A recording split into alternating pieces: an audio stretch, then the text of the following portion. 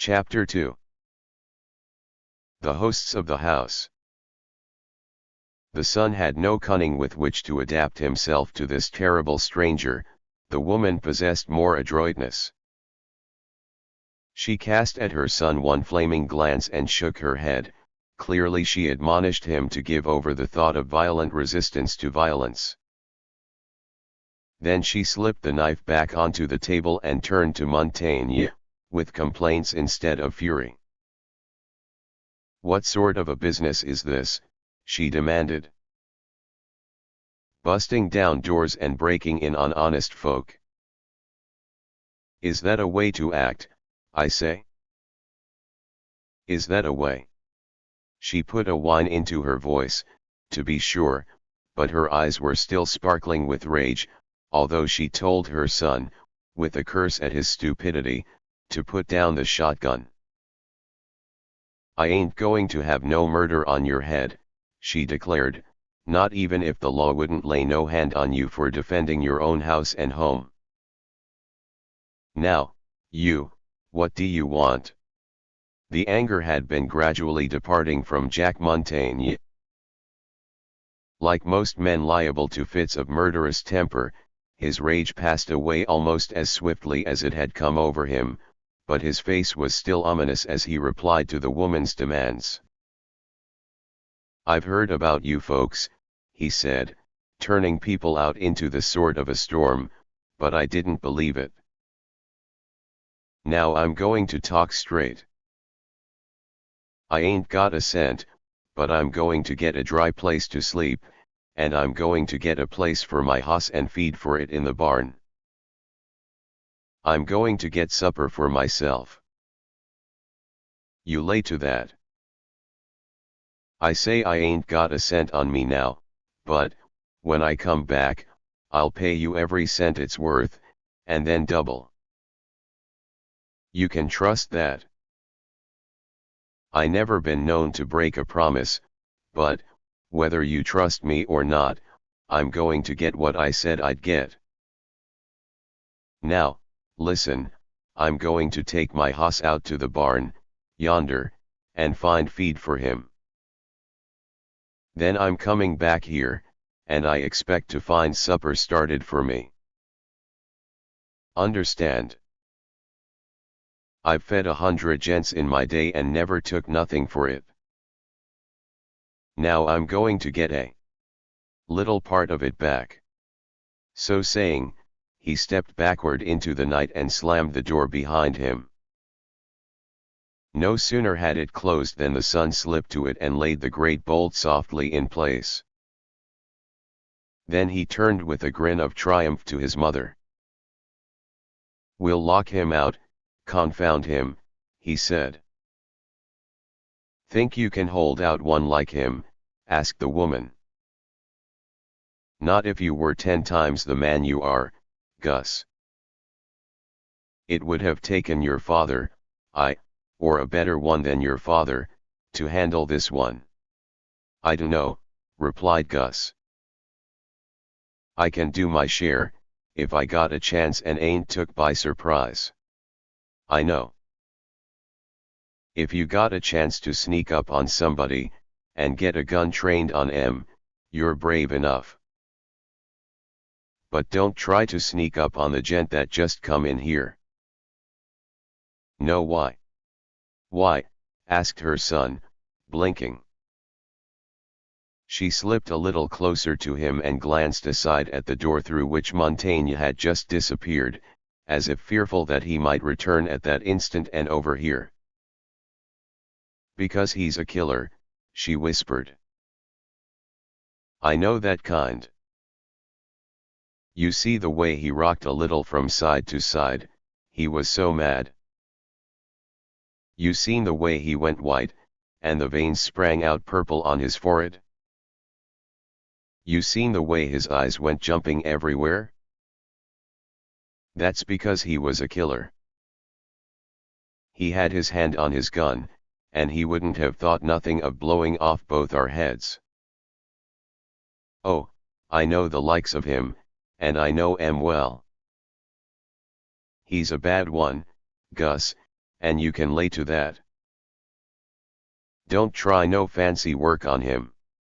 The pale, brutish eyes of Gus opened wide, as he drank in this information. Then the woman went to the door, removed the bolt again, and shook her fist in a consuming burst of rage. Why should he have come on this night of all nights, she snarlingly demanded. We'll just have to put it off, said the son. You fool, replied his amiable mother. Why was I cursed by having a coward and an idiot for a son? But you're like your father before you, no sense, like a swine, just made for eating and drinking and sleeping and grunting in your sleep. Bah! The son replied to this outburst of affection with a wicked glint of his eyes and a twitching of his loose upper lip, but, apparently, he had had too much experience of the virago's tongue to invite a fresh outburst.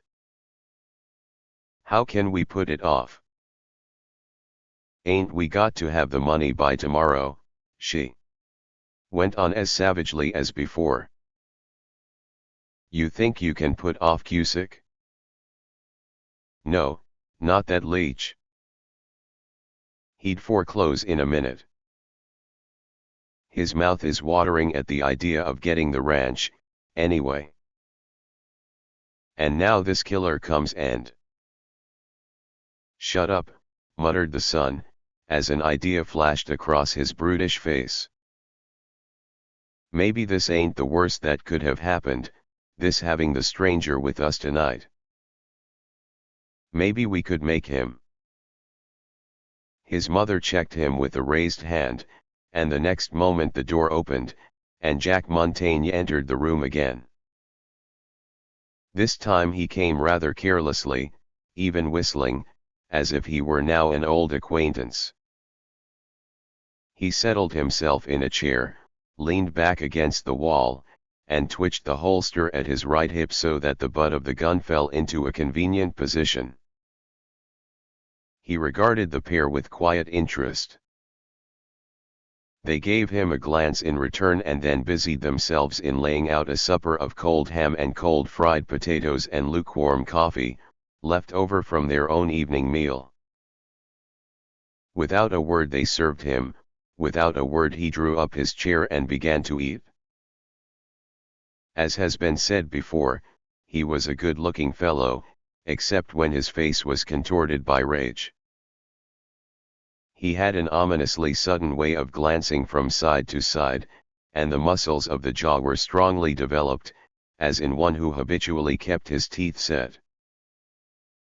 In actual years Montaigne could not have been more than 27 or 8, but hard experience, of one kind or another, had touched his hair with a streak of gray over the temples. He was a man of many expressions. Looking down, he often seemed middle-aged and weary. Looking up, he seemed years younger. When he smiled, he was suddenly a boy, filled with geniality. And now, he said, as he approached the conclusion of that cheerless meal, where do I sleep? In the barn, said the woman savagely. I guess hay is good enough for you. Sure, agreed Jack Montaigne. Only you were so kind of generous about making me accept things ever since I landed here, that I thought maybe you'd want me to sleep in a nice comfortable bed in the house. He grinned, as he spoke, but Gus said, and so we do. There's a spare bed in the room right next to mine, and... Do you think I'll have him in the house? Asked the woman. But her son winked at her, and, regarding her steadily, he said, shut up and let me talk. Ain't I the man about this house? I say he's going to sleep inside. He had raised his voice to a shout, and his mother submitted to him with suspicious suddenness. At the same moment a slow, feeble step was heard descending the stairs, a step that hesitated like the movement of extreme old age. "You've got the old devil up with your yelling," said the woman. "Now he'll make us all dance for it." The next moment a bent old man came into the doorway. If the woman and her boy were of bearish temper and bearish conformation, the old fellow who now came before the view of Jack Montaigne was certainly of the wolf breed. His eagle nose, his grimly compressed lips, his forward-jutting chin, and, above all, the cold, keen eyes, under the bushy, white brows, told of a predatory soul. Years had bowed him, but there was something so significant about him that the hawk-like figure seemed to tower above them all. It was rather as if he had stooped to come through the doorway than as if the weight of time had stooped him. He carried a long cane, gathered up toward his breast, in a hand that was a blue claw, entirely unfleshed. He stamped this cane upon the floor. Age had stiffened his neck, but his eyes, for that reason, roved the more keenly. "I told you before," he said, "that I ain't going to have noise in the evening. Evening is my time for reading, evening is my time for quiet. I ain't going to have noise. I heard a racket once before tonight, and now you're shouting. It's got to stop. Do you hear? It's got to stop." He whipped up his cane suddenly and shook it in malevolent rage at Gus. "You lout! You fool!" he exclaimed. "It's you that makes life a torture around here. Now, mind you, no more noise." To the surprise of Montaigne, this fierce reproof was received in a mild silence. Both the woman and her son lowered their eyes to the floor, and then Gus looked up in apology. "I'm sure sorry," he said. "I got to arguing and—" "That's the trouble with fools," said the terrible old man. "They always talk too much." "Who's this?" He picked out Jack Montaigne with a gesture of his cane. "A stranger," said the woman, "that we never seen before. But we can't turn folks away on nights like this.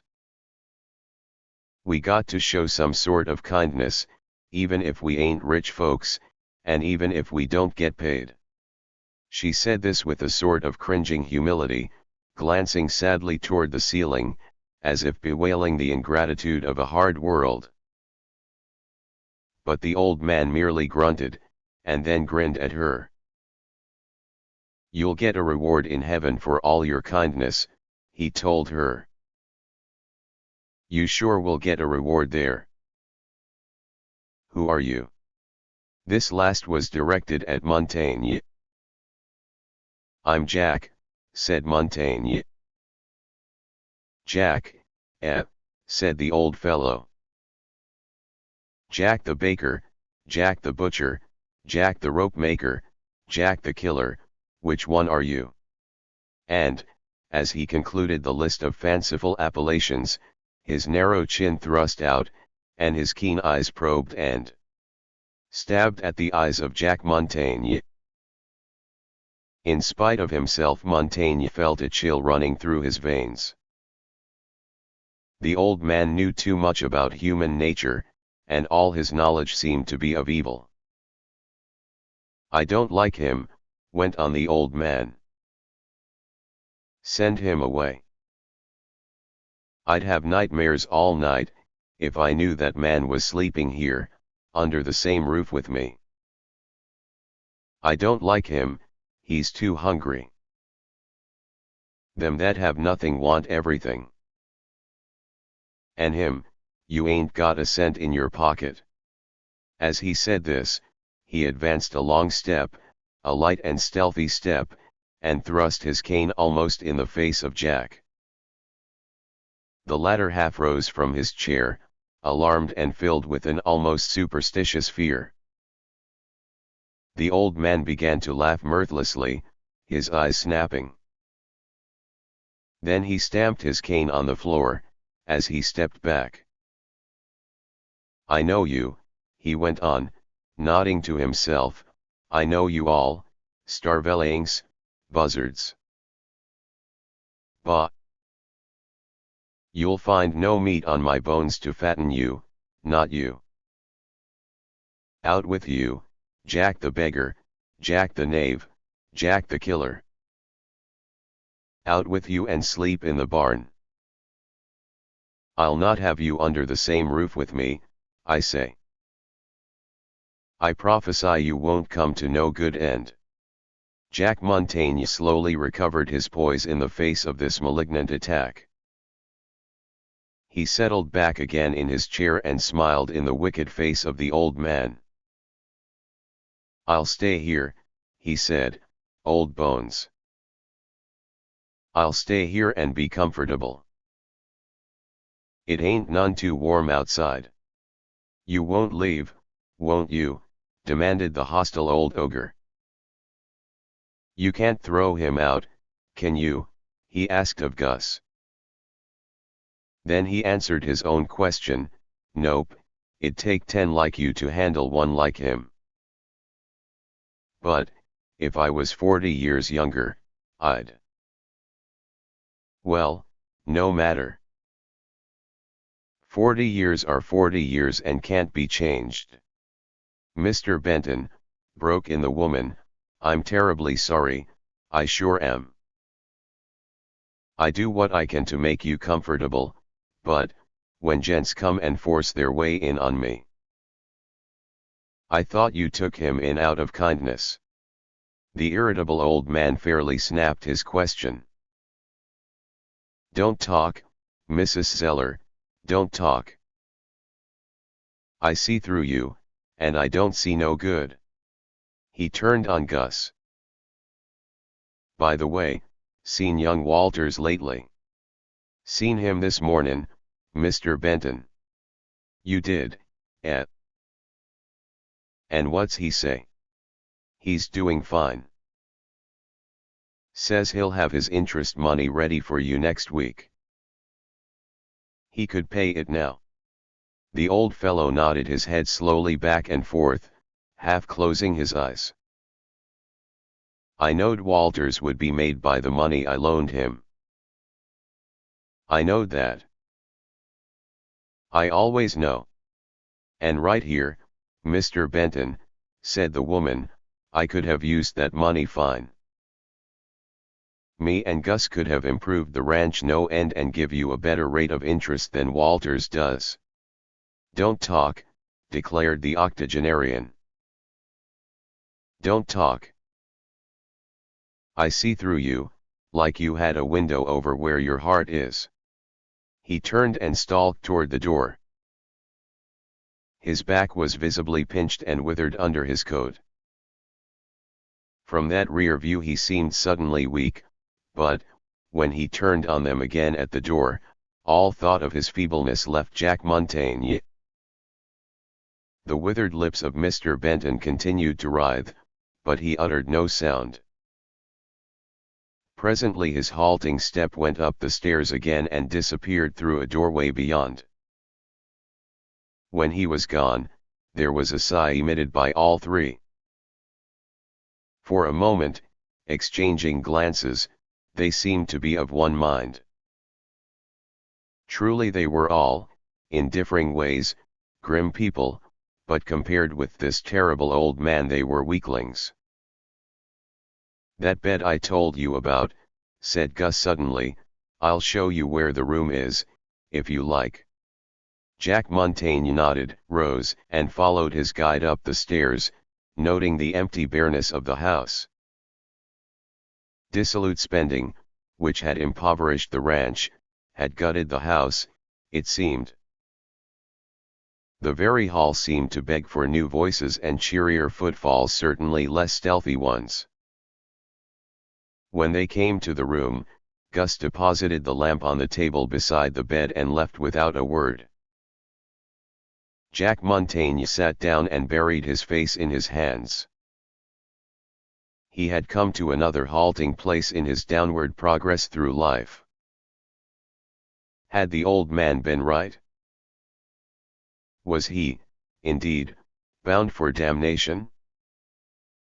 He shrugged away that fierce prophecy.